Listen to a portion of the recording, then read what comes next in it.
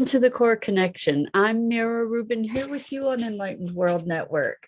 And today's topic is transmutation and how by facing our darkest shadows, we can bring forth our greatest light. And using this transmutation as a path to wholeness. So it should be a lot of fun.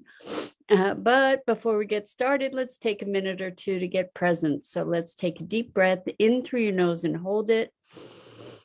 And imagine clean, crisp oxygen flooding your lungs, flowing into your bloodstream, nourishing all your cells and your organs, and bringing vital life energy to your body and being. And as you exhale, exhale any tension, stress, negativity, fatigue. And now let's take another deep breath in through your nose and hold it. This time, imagine brilliant bright light lighting you up from the inside out, illuminating, electrifying, energizing all your cells, all your electrons, all your molecules, and creating this brilliant beam of light from your heart out into the world. And as you exhale, exhale any remaining tension, stress, negativity, fatigue. And now let's gently press our palms together and very softly rub your fingers against your palms. Feel the deliciousness of that sensation and the tickling, the tingling. Allow yourselves to become present to that wonderful sensation and the miracle of these physical forms that enable us to experience life. Welcome, welcome, welcome. It's so good to be with you this morning. Welcome, Rosalind. So good to see you.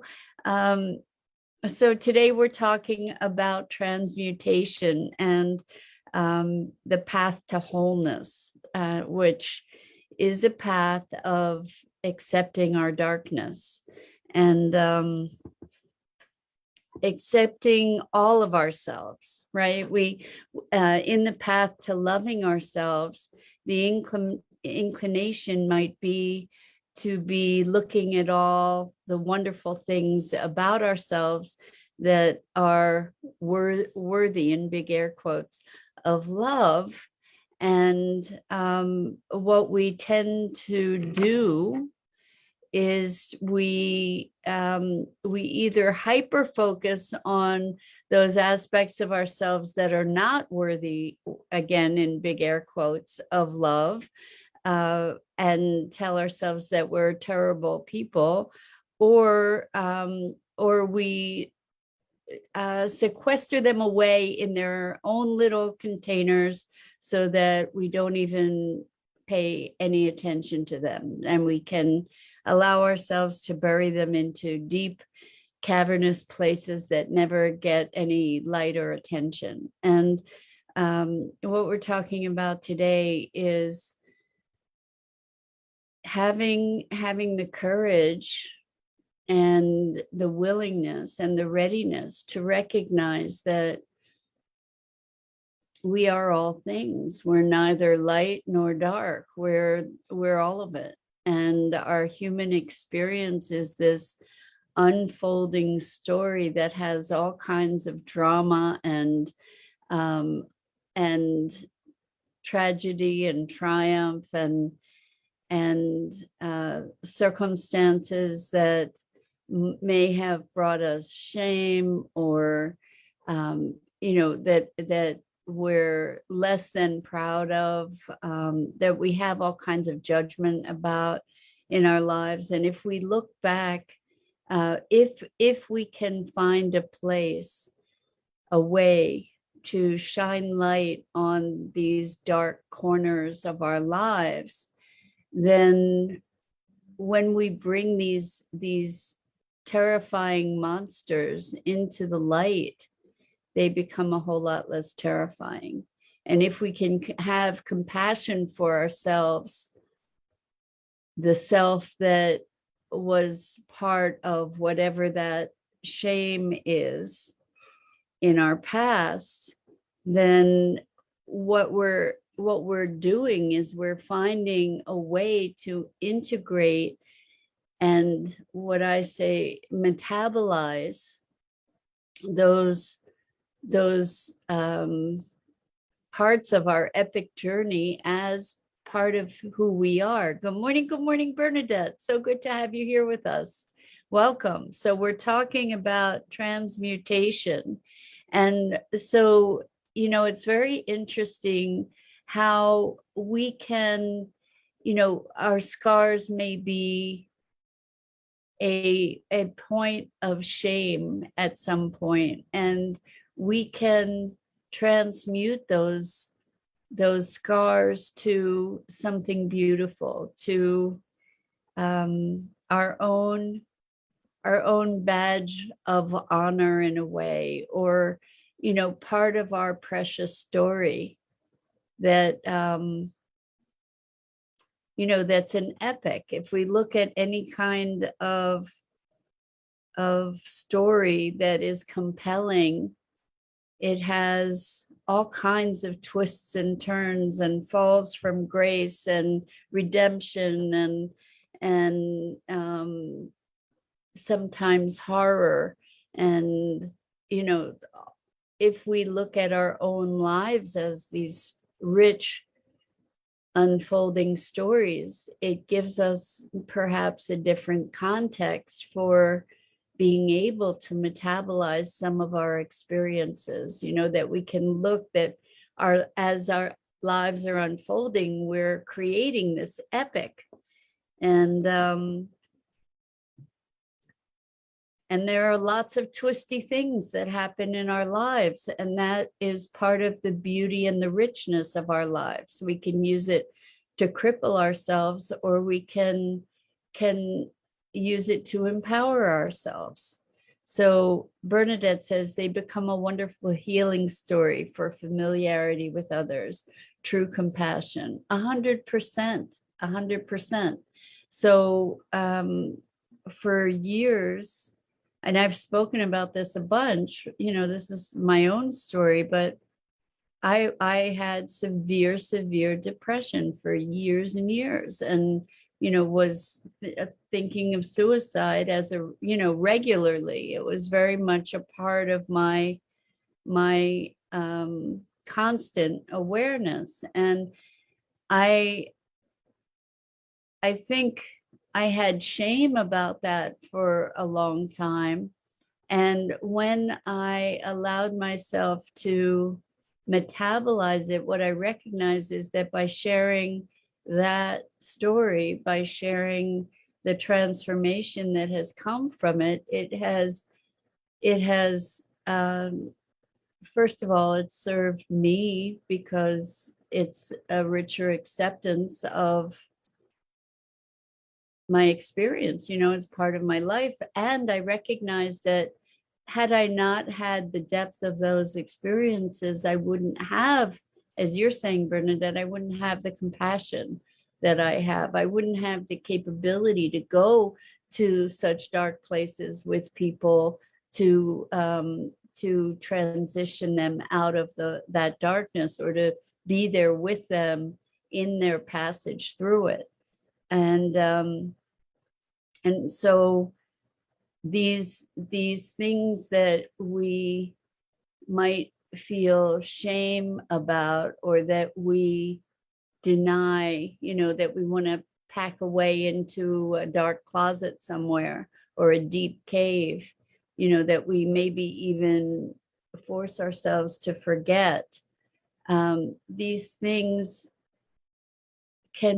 there are gifts in all of these experiences. And so, you know, it's some of the things that we consider our scars, again in quotes, are the things that make us so magnificently unique, you know, that make us so distinctive, that distinguish us, and that we can turn what we had initially perceived as ugly into something quite beautiful, something quite exotic.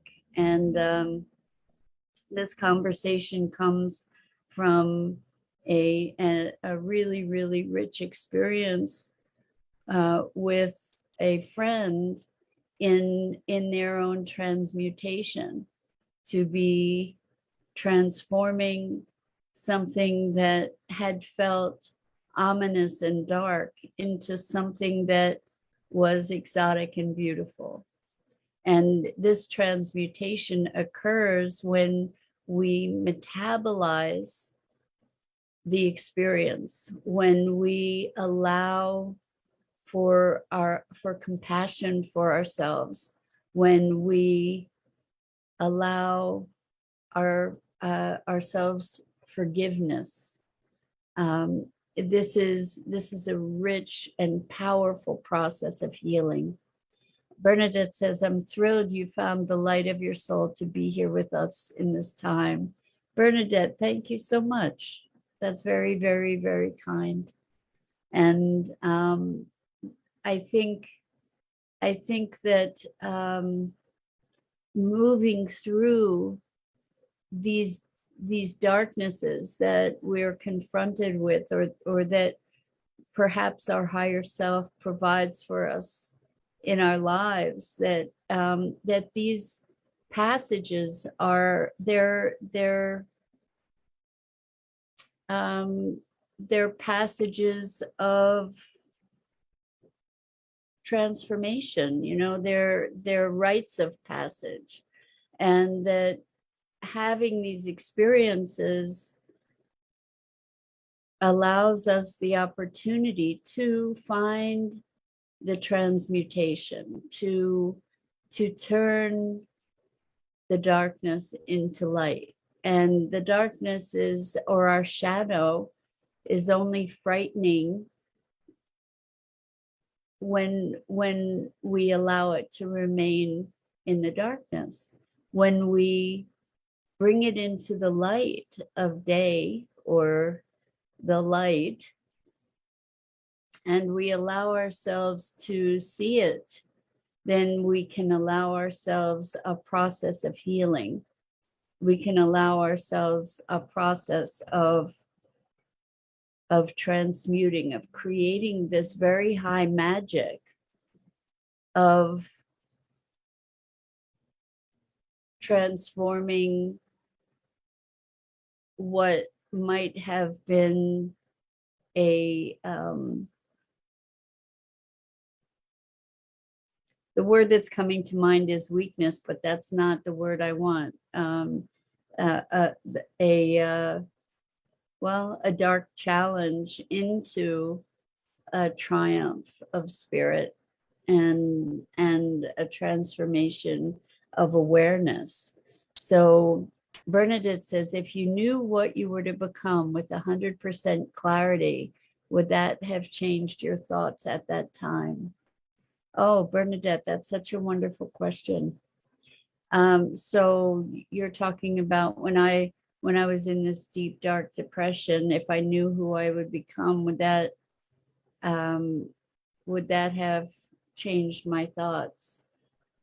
You know, I think that's a really interesting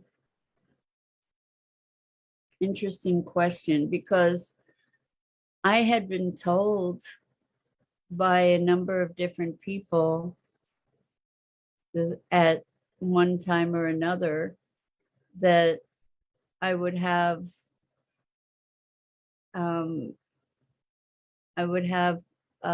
broad influence. And I don't consider that I do at this moment, but you know, like, it's an emerging, you know, that I have big vision, and so it's an emerging proposition. And though I had been told that, it was not a consolation.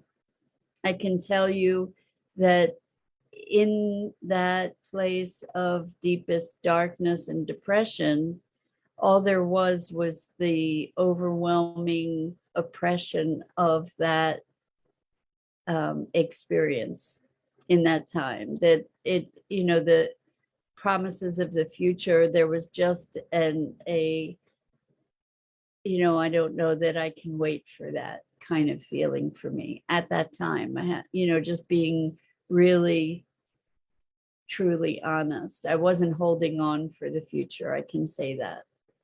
And in the place of depression, it is such an all-encompassing experience, and it's a very self self I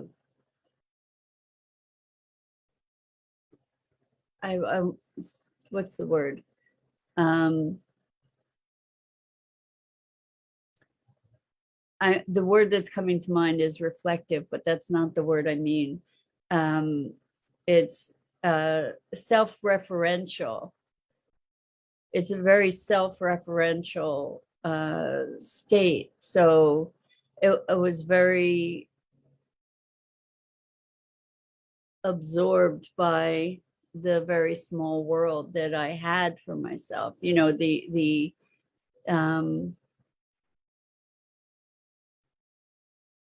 depression fed on itself is what I can say, and that I didn't have a big view, and well, and also something that I know about my experience, and I've seen it in others as well, is that when there is that internal depression, it tends to project out into the world. So I'll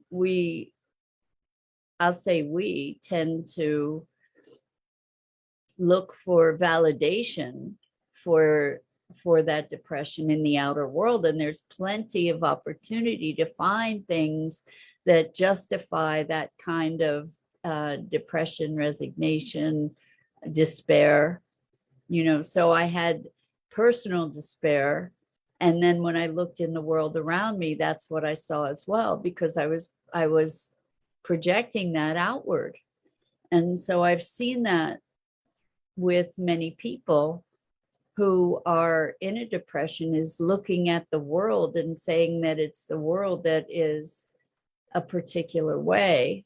Bernadette says, thank you for your honesty and self-inquiries. Yeah, so when we are purely self-referential, you know, we can be spiraling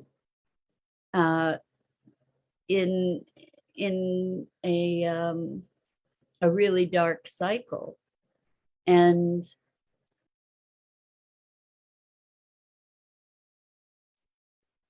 the mind is such an interesting thing, isn't it?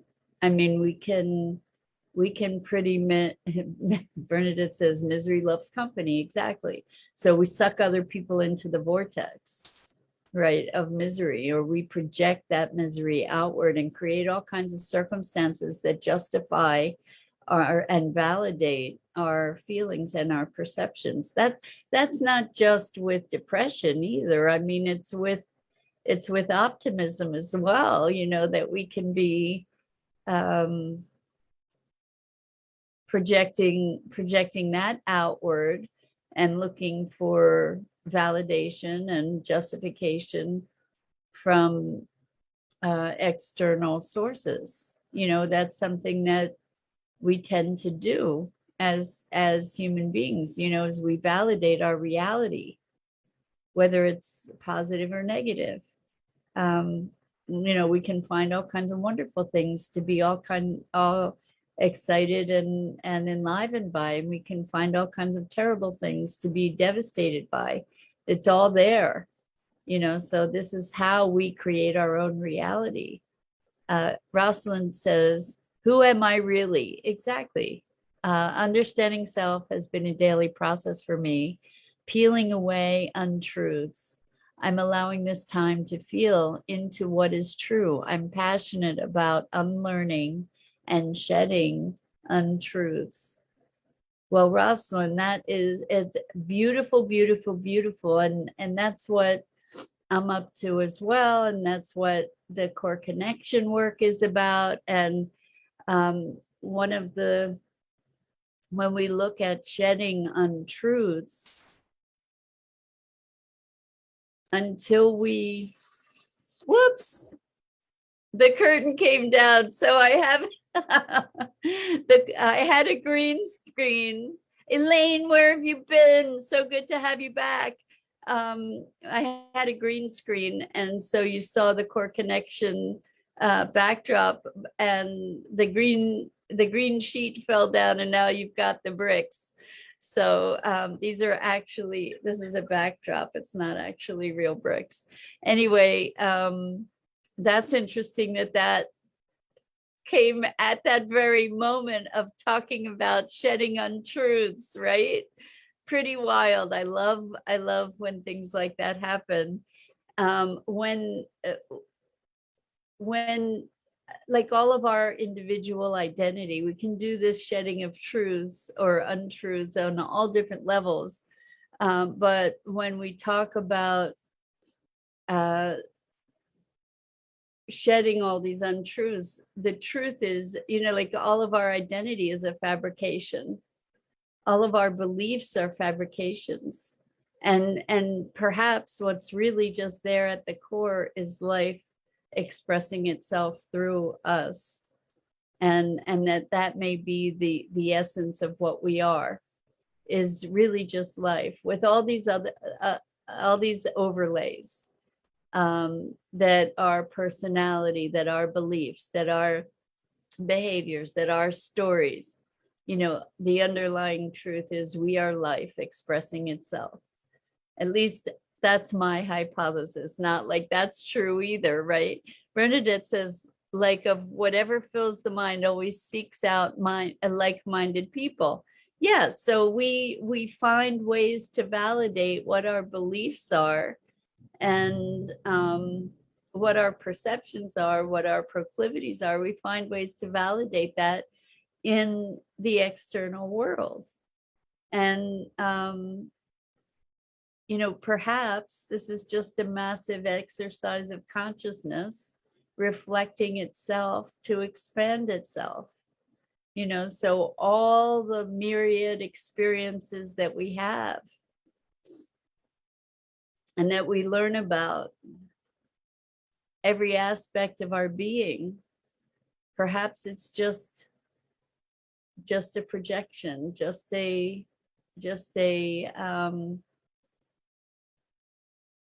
an exercise in imagination, where it is consciousness knowing itself. I'm just playing with that. This is the question that I've asked since I was a kid, still working through it, to come to that place of just pure presence and beingness without all the overlays. Rosalind says, the benefits for me have been I'm happier, more sure of decisions, gaining better self-control, not giving in to societal pressure. That's phenomenal, Rosalind. That's beautiful, beautiful. And to be more present to yourself, whatever that is, to the impulse of life that's expressing itself through you and through your unique vehicle, and to be more sure of yourself. I love it. And it's beautiful. And Rosalind says, and better tolerance of others. Isn't that interesting that as we become more whole within ourselves, we can have more space for others to be? It's sort of an interesting paradox, I think. If it is a paradox, that the more whole we are, the more solid we are in our sense of beingness and presence, then the more we're able to be with the rest of life, right? The more we're able to be with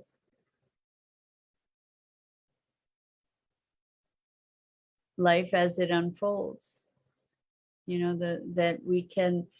So I want to circle around back to this notion of transmutation. because it's different from transformation. Transformation is something, in my mind, whether it's true or not true, just like the way that I think about the definition, transformation is something going through a morphing process into, I am thinking of it in a linear way. Transformation is something transforming. You can see the linear process of it morphing into something else. Transmutation, in my thinking, again, not like it's the fact, but transmutation is more like a quantum shift, where something goes from one thing and becomes another without the linear transition. And good morning, Lisa. So good to have you back. Great to see you here. We're talking about transformation, transmutation. So Rosalind says, replacing anger with sadness. So that's, I think the movement from anger to sadness is a transformation or an evolution. I think that, or an evolution. Did I say that? So I think that oftentimes there is sadness under anger. And as we're peeling away the onion, we go through these many processes. And so Bernadette says, so like an aha moment. Yeah, where something just radically shifts. An aha moment is kind of a quantum shift of awareness or of consciousness. Yeah, I think it's like that. So where we can recognize something that we might have thought of as an abominable scar can become a beauty, a mark of a badge of honor or a badge of power or a mark of beauty. It's shifting a perception, kind of like the terrible and the beautiful, that in some way they are the same. That in our lives, as we have experienced these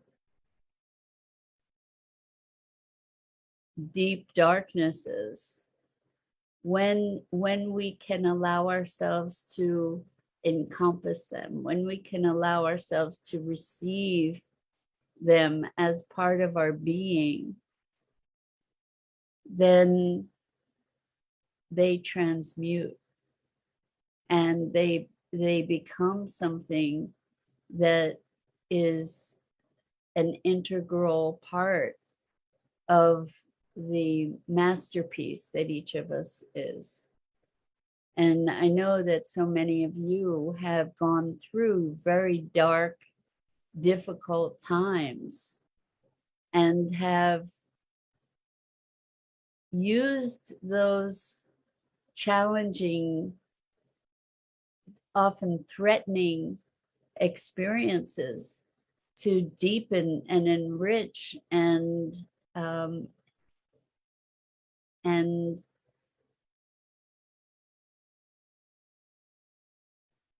transform yourselves into the magnificent beings that you are now. So that ugliness became a very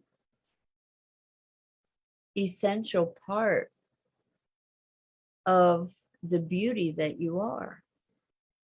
And that's transmutation. So Bernadette says yin and yang, always balancing. Yes. So the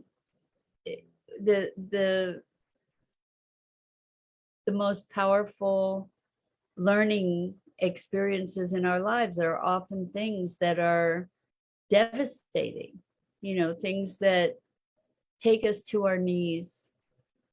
And it's the coming back from that and embracing that and recognizing that and forgiving that and having compassion for that, that allows us to recognize how essential those experiences have been to the very rich story of our lives and to the becoming that we are, in life expressing itself. We are the becoming. We are the unfoldment. And I just want to acknowledge the power of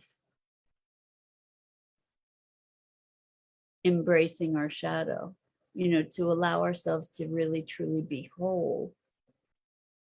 We're not just sunshine and roses, and nobody is, and who wants to be? That's not what life is. Life is all of it. Life is yin and yang, and as are we. And when we allow ourselves to metabolize what we were calling darkness, it transmutes us. So it's a gift. Thank you. I'm thinking that's Dido that put in the reference for the other shows on YouTube. Thank you. And maybe it's Sue. So whoever it is, thank you, thank you, thank you. And Lisa says, having that breakthrough is amazing. You don't realize what we carry with us. They don't even have to be big things. It could be all the little things you carry, but it's a weight we carry. Exactly. And when we take those things out from the shadows, they no longer, thank you, Dido. Thank you so much. They no longer carry the power. So when we take things from the shadow into the light, we denature them, or we denature the darkness, right? We bring them into the light, and then we can include them as part of our magnificent story. So with that, so much love, so much appreciation to you, and for your engagement in these conversations. And that's it for this morning. So I'm Mira Rubin. This is the Core Connection. And I go live here on the Enlightened World Network Facebook page each weekday morning at 9 a.m. Eastern. And please check out the other awesome programming on Enlightened World Network, on Enlightened World Living and EWN, One with the Earth. And let's see, Rosalind says, while there are a number of things we can't change, frustration is usually accompanied by irrational isolation. We are in this together. Yes, we are.